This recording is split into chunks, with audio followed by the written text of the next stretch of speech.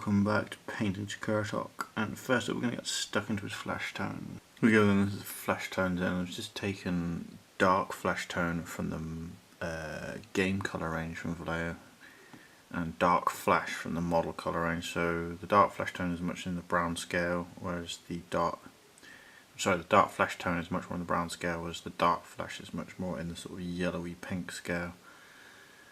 And so I've just used the two and brought it up through the spectrum. It's just working wet and wet, using some brush mark to just pick out some key places and deal with basic highlighting. So the next thing I'm going to put in is eyes, claws and teeth. Now the teeth need to go sort of classic enamel colour if you like, same as our kind of teeth, horny, tusky kind of affairs.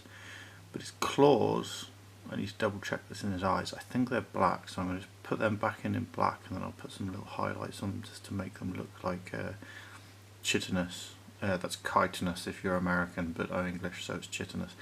Or in the case of the eyes, to make them have that kind of obsidian shiny looking quality.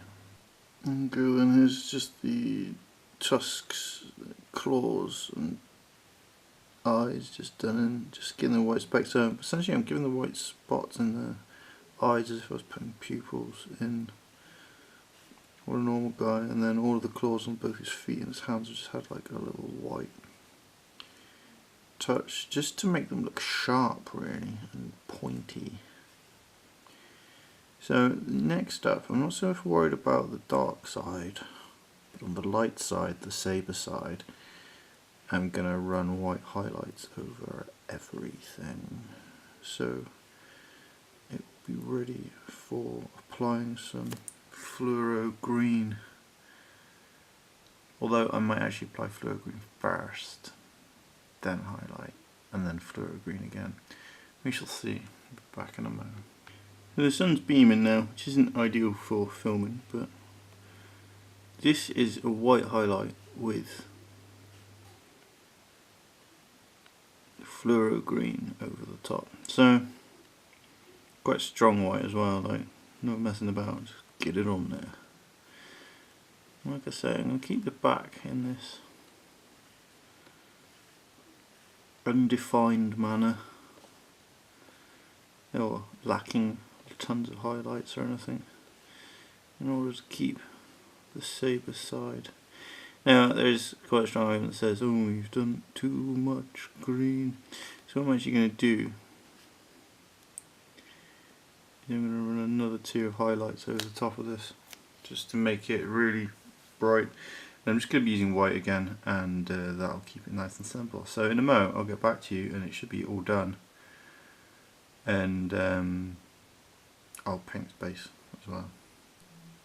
Here we go then.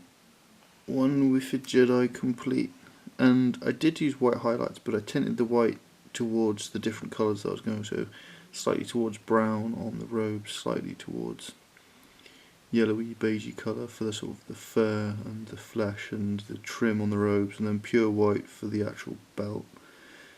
In addition to this, something I haven't done before is I've incorporated the saber glow onto his base, because I'm just painting the base is flat grey, but quite like the idea of doing that. And then after doing those final highlights, also just ran another green over, so there's a bar which matches up with his saber there, which is the fluoro green, and you can sort of see it on the diagonal there.